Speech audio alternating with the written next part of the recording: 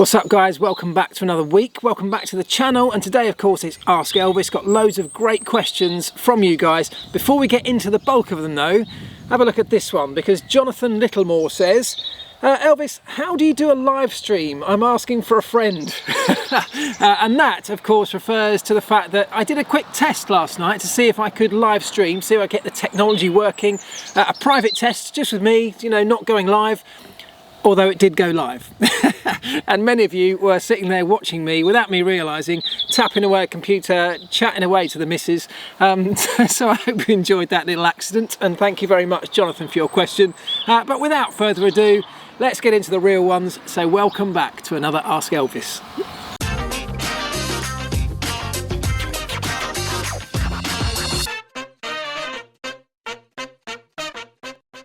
Right, it was a big weekend of eSports, wasn't it? And I must admit, I didn't see the virtual F1 race this weekend, so I mean, let me know. I will watch it. I know Alex Albon won it, but I will try and catch up with that one at some stage. But the big talking point this weekend seems to have been the Indycar race, wasn't it? Lando Norris involved, and Varun Sambi says, what do you think of the Indycar eSports mess? Your opinions, not it.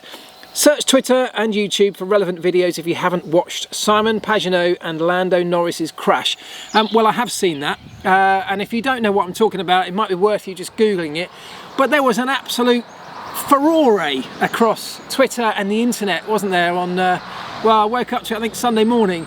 Everybody talking about the fact that one of IndyCar's biggest stars had wiped out deliberately in an eSports race. Well, one of F1's biggest stars, Lando Norris. Lando was on to win the race, and unfortunately, because Simon Pagenaud thought that he'd done a bit of a dodgy move earlier in the race, he decided, and unfortunately on his own live stream on Twitch, announced that he was going to set about going to take out Lando Norris, which he then duly did. Now, lots of people on either side of the fence here. Is it just a game and therefore it doesn't matter? Or is this something much more serious than that should be taken seriously? My opinion on this is that, yes, it's eSports, yes, it's a computer game if you like, but it is much more serious than that, because this was a big IndyCar organised event. It was paid for substantially by a lot of sponsorship from big companies, big organisations. The teams were involved, the actual professional drivers were involved.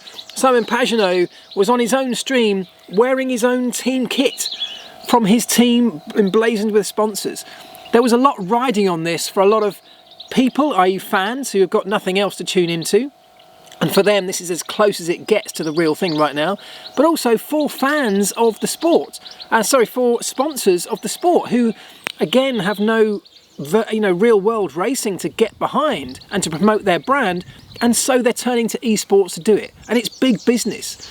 And yet if a guy or a car that they sponsor pulls off what was a ridiculous move, it's the sort of thing that you do on your PlayStation when you're 10 years old, not when you're a professional racing driver. So my opinion on it was that it shouldn't happen at that level. And if we're going to broadcast events like this to the world as the alternative to real world racing with professional drivers in and a professional setup, well then we should treat it in a much more professional manner than we did at that point. That's my opinion on it. But as ever, I'd love to know what you think. You know, which side of the fence do you fall on? Silly computer game which doesn't really matter, or something that the industry is trying to promote as a professional alternative to real world racing, which we simply can't achieve right now. Whilst we're on the subject of eSports, James Buckingham says, for years people have been wishing for something like a winter series, etc. for Formula One. Do you think eSports could fill that gap? Especially in the same vein as the way IndyCar and Aussie Supercars are doing theirs currently, their current E-Series with all drivers involved. So could it be a winter series? I think probably not, and I know fans crave that. They crave racing all year round. It could fill that gap. I guess the issue for me is that you're very unlikely to get the actual racing drivers who've done a full season of real racing to then sign up to doing a winter of online racing where they're committed. Some of them may do it, but others certainly won't. They'll see it as work, they'll see it as, you know, their time off. and they don't want to be committed to representing a brand and to having to take this seriously, which they have to if they're going to compete on that level. So I don't think you're going to get to that point in the winter. However, I do think that this period of time we're in will definitely change people's opinions of esports. And I don't just mean fans, I mean the teams, the drivers, the sponsors, the organisers of a race series like Formula One.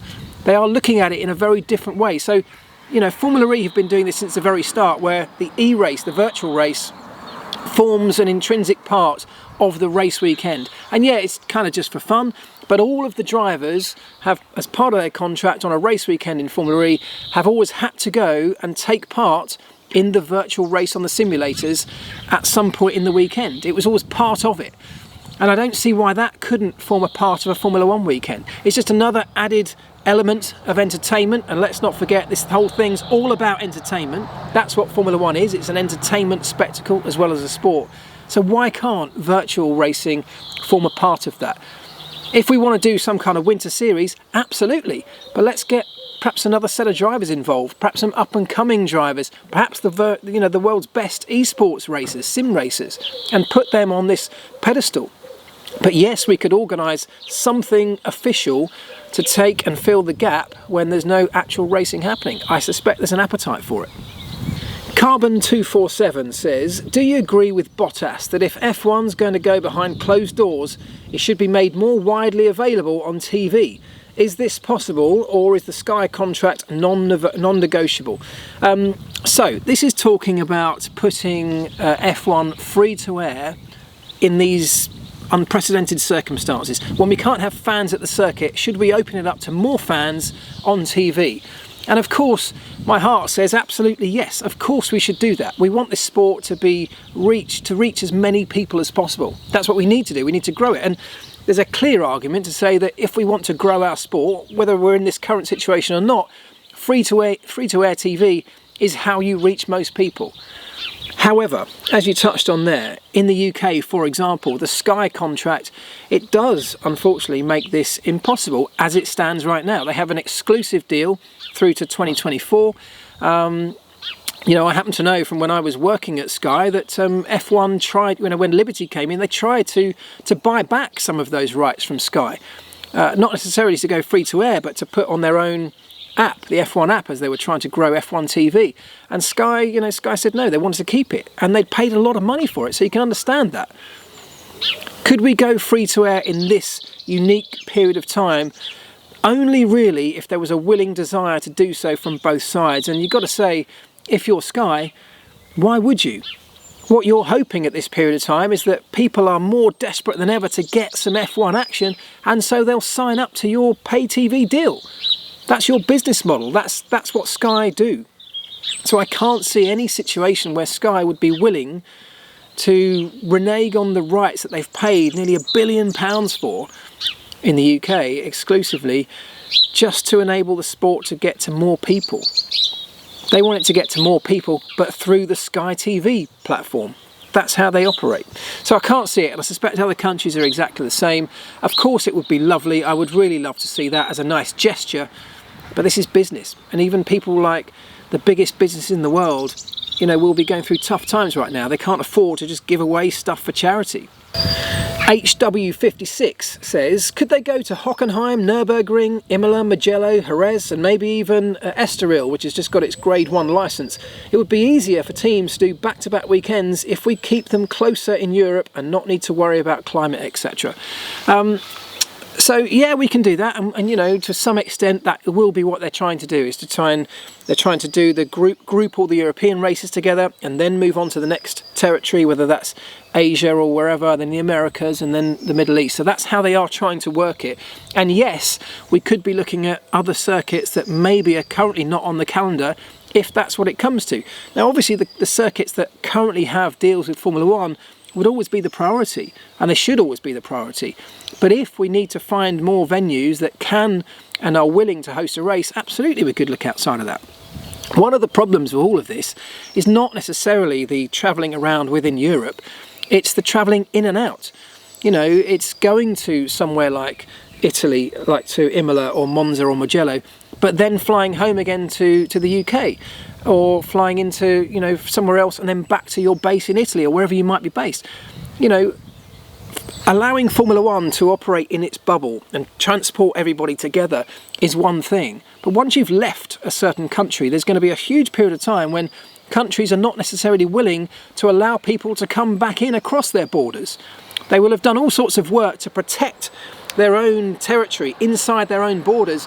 There's going to be a lag between them allowing people to leave, but also then allowing other people to migrate from another country into their own, because from that point they can't control what's happened beyond the borders, and therefore they don't want to allow a greater risk of infection coming in. So, you know, there's a huge challenge here in terms of travel, and what you can't do is ask the entire F1 community to leave in July and spend 6 months in this bubble just moving around the world together. No one's going to sign up for that. So you have to, and you can only do this when there's a kind of an understanding that that's accepted by every place you're going to go, that you're going to be able to go into, but also get out of that country and back into your own, back into your base, back to your home. So there are, you know, none of this can happen until governments are willing and able to release, you know, to open up some restrictions like that. It's not just as simple as getting to where we want to race. It's about getting home again and then getting back again, and somehow protecting this bubble, if we need it to be a bubble, within Formula One. And on a similar subject, C. Davenport says, is it feasible for another Grade 1 circuit to stage an F1 race this season to make up the calendar? And yes, as I said there, absolutely it is. Another one is Portimao in Portugal, is another option, a really good option. It ticks a lot of boxes. It's an amazing circuit. In fact, you may remember I was lucky enough to drive around that circuit last year in a Jaguar I-Pace, it's just a brilliant track. And of course we used to go testing there in Formula One as well. They have amazing facilities. It's a big open space. It's kind of away from everything else. It kind of ticks a lot of boxes in terms of being able to keep this Formula One bubble together in that zone. Great medical facilities. It's sort of perfect. So places like that and others will definitely be being looked at. I happen to know that Portimao is talking to Formula One, so these are all conversations that are happening. But of course, we can speculate as much as we want. It will all come down, as I say, to a lifting of travel restrictions, of independent government restrictions, and of course all the other things like the willingness of Formula One teams and their staff to embark on this challenge. There's so many challenges to making this happen. I'd love to see it happen. I hope we get some racing going this year, but I just think it's an impossible one to predict. Chase Carey, adamant we'll still get 15 to 18 rounds because that's what he needs for his business to survive. And that's the same for the teams as well. So let's hope we can make it happen. How it happens, still a bit of an unknown. Okay, so this one from Midhun Hari Kumar, who says, hey Elvis, what's the red E on the engine cover and the N near the cockpit signify?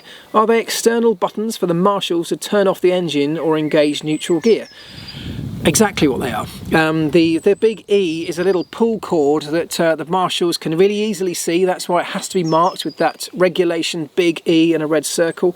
That's a little loop that you can just put your finger in. Even if you've got gloves on, you can pull it, and it's got a cable which is attached to the master switch on the car, so it shuts off the power. It also ignites the extinguisher, or sets off the extinguisher on board the car. So if there's a fire or a real emergency situation, you can yank that cable really quickly and it will set off the extinguisher of the car and shut down all electrics. So that's that one.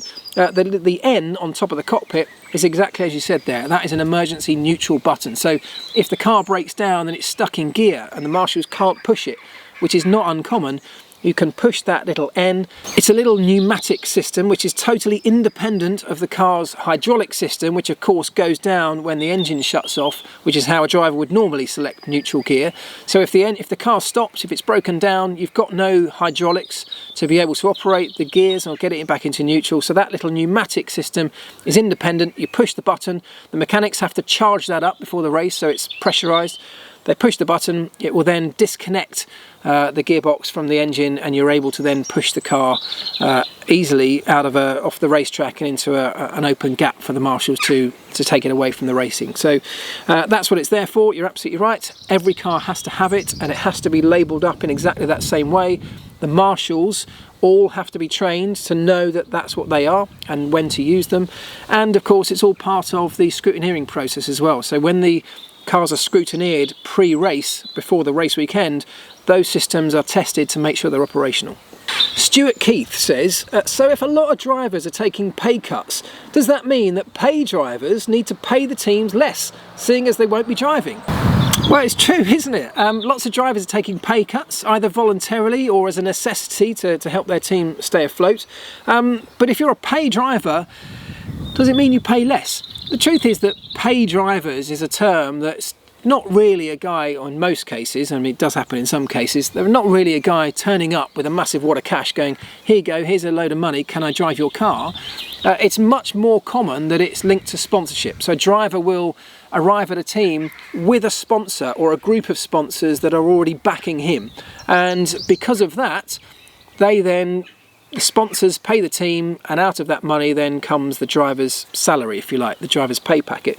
So it's more often linked to sponsorship. Now, sponsorship is being hit, of course, right now, and sponsorship is almost always tied into a number of races and the exposure that that sponsor will get as a result.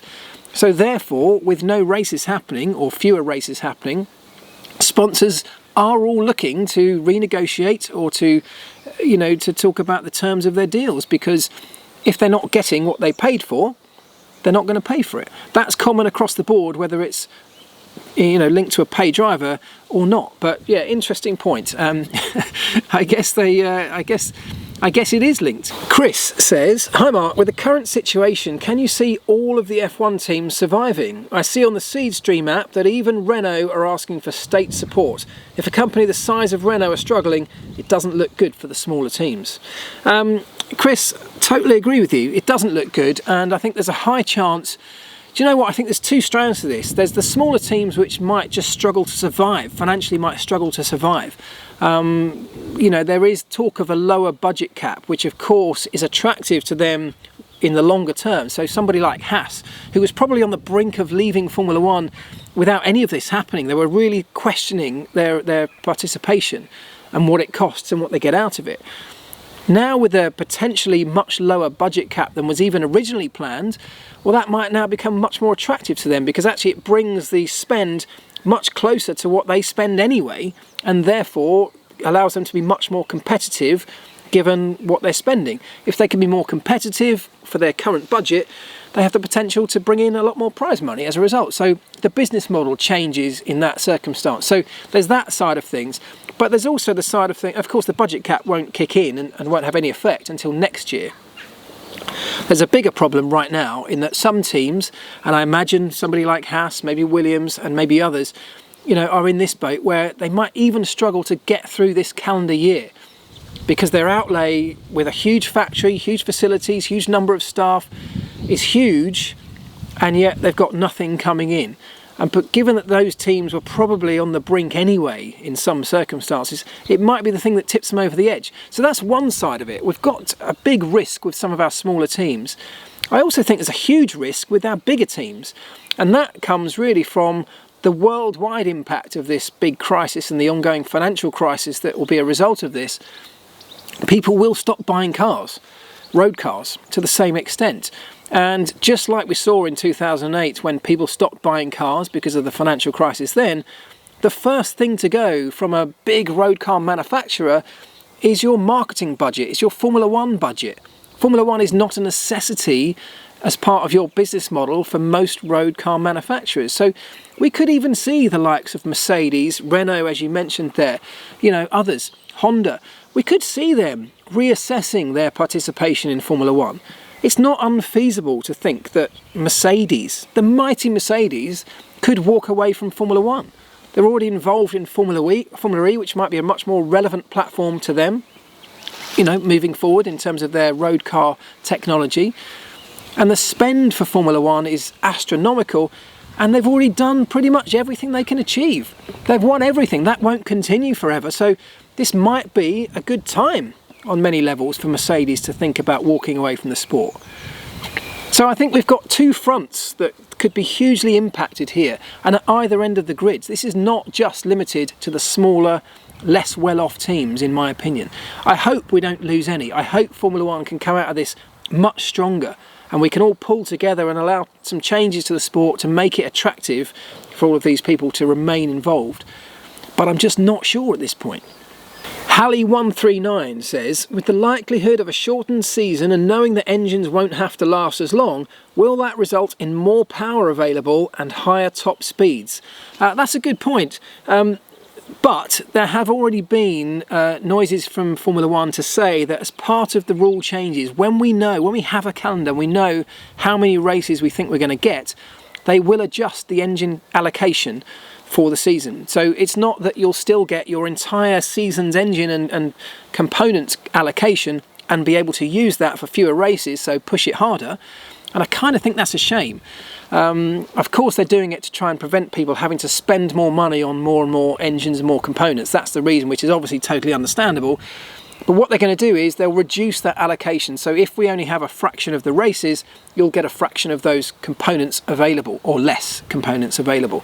And in that case, what you'll have to do is you'll have to work out, and this is what they do every season, work out how much usage you can use at every Grand Prix in the higher power modes, for example, on your engine, how much you have to save for later in the season, and it will end up being something pretty similar. Now there might be some differences, but they could fall either way depending on what the allocation is. You might find that there's a little bit more available because the number of races isn't quite exactly the same as it was, and the allocation sits just over the halfway line, if you like. So we have a bit more allocation available of higher power usage, and therefore we will perhaps get some faster, more aggressive engine modes happening. Or it could go the other way, where you're just the other side of that line, and therefore you have to be a tiny bit more conservative given your allocation to get to the end of the season. So until we know how many races it is and how they're going to lay out this engine allocation or power unit allocation, we just don't know. Wouldn't it be great though to just see them let the shackles off and let them really go for it in flat out mode for the rest of the season? It'd be awesome. Right, this is an interesting one from Sander Dakeman, who says, hi Mark, great video again, and what a great idea to go live. Thank you. So, by the way, if you missed all of that, we're going live tonight and every day this week on this channel. So if you're not yet subscribed, hit subscribe right now, just do it right now, and the little notification bell, and you won't miss any of it. We're going to go live for about half an hour every evening this week at 9 PM UK time, just to chat about whatever's in today's news, whatever the big stories are, or whatever the big talking points are. And if we can't find any big talking points, well, you and I will make some up and we'll talk about them together. So there you go. So 9 o'clock tonight, that's happening. So Sanders says, speaking of new rules that might improve the commitment to the sport again without costing a lot of money, is banning helmet sponsors for 2021 a good idea? Helmets are unrecognisable by all sponsors today. It used to be a clear feature of the rider, for many riders a large part of their career.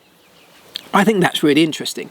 Now, on a practical level, it's quite hard to go back when we've already opened that space up to sponsors, because that's prime real estate that the drivers and teams can sell onto sponsors. That's one of the ways they make a lot of money out of that. So it's hard to peg that back. But maybe you could do that over time. I would personally love to see a Formula One where we have some uniqueness that's just down to the driver, where he can express his own brand, if you like. You know, those helmets of the early 60s, 70s, 80s, where they weren't splattered with stickers, where they had a unique design to that driver, were so iconic now, so recognisable. And it's not like that anymore, because whatever a driver's helmet design is, you can barely see it with all the, like they've been shot with a sponsor shotgun and just stickers splattered all over the top. So I totally agree with you, Sander. I'm not sure how practical it is, but I'd love to see it. What do you think? Chris A says, after the 2012 Spanish GP, the Williams garage caught fire. What subsequent changes, if any, were made to improve the fire safety in pit garages? Well, there were. I mean, that was an awful day. It was such an amazing weekend for Williams. Of course, they won the race, if you remember, with Pastor Maldonado. I was there. In fact, I was there for Sky at the time. And then, of course, this fire broke out, and it was just...